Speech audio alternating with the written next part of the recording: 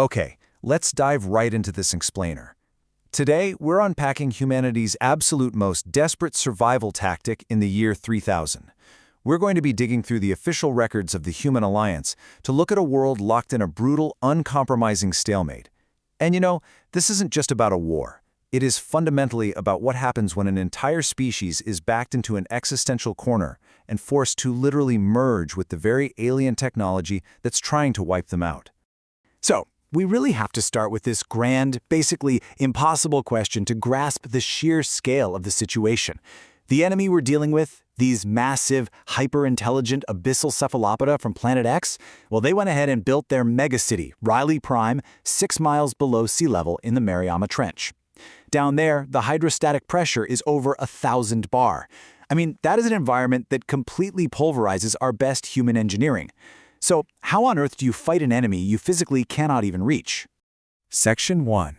The Global Deepwater Gridlock.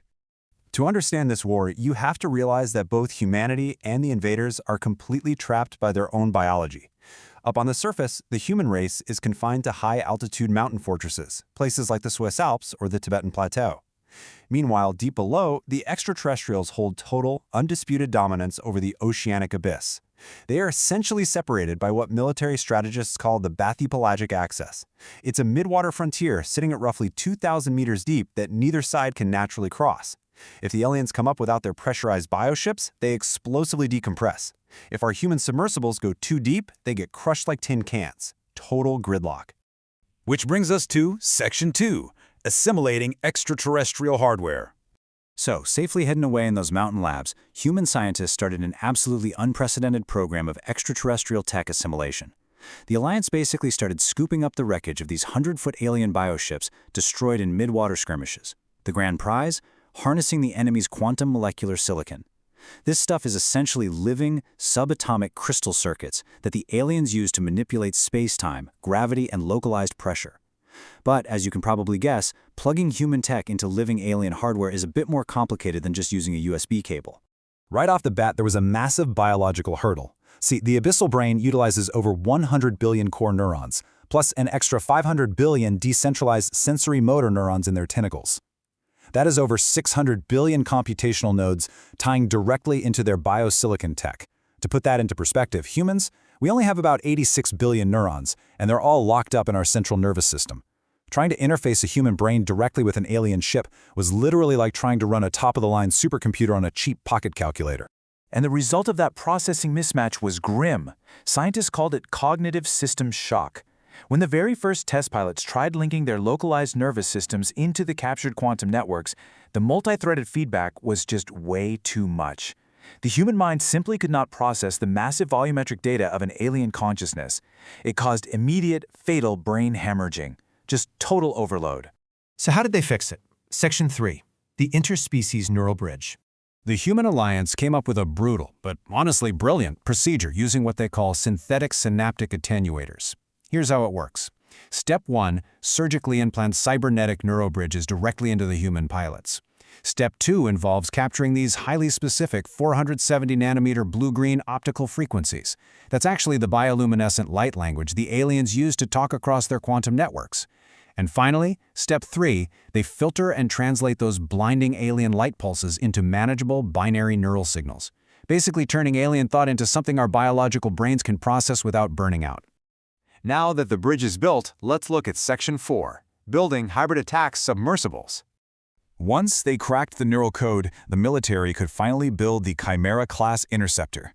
They engineered these fusion hull hunters by smashing the two technologies together. You've got a heavy human titanium matrix for the frame, right, designed for maximum pressure resistance. But the outer skin? That is grafted directly from the living biosilicon of fallen alien ships, meaning it actively absorbs sonar pulses and self-heals using ocean silicates. And the wildest part is the power source. They run on stolen alien quantum molecular silicon reactors that incredibly, and somewhat terrifyingly, require ultra-rare Rh-null human blood plasma just to stay stable and avoid thermal runaway.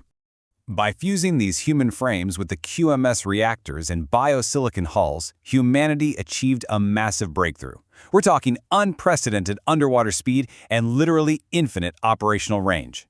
For the first time, human pilots could match the aliens in silent, stealthy combat. But, as you'll see, bridging two entirely different species exacts a horrific toll on the people behind the wheel. Which leads us to Section 5, the cost of assimilation. Take a look at this internal memo from the Human Research Directorate. It's chilling. It lays out the grim reality that severe physical and mental side effects are just the accepted price of planetary survival.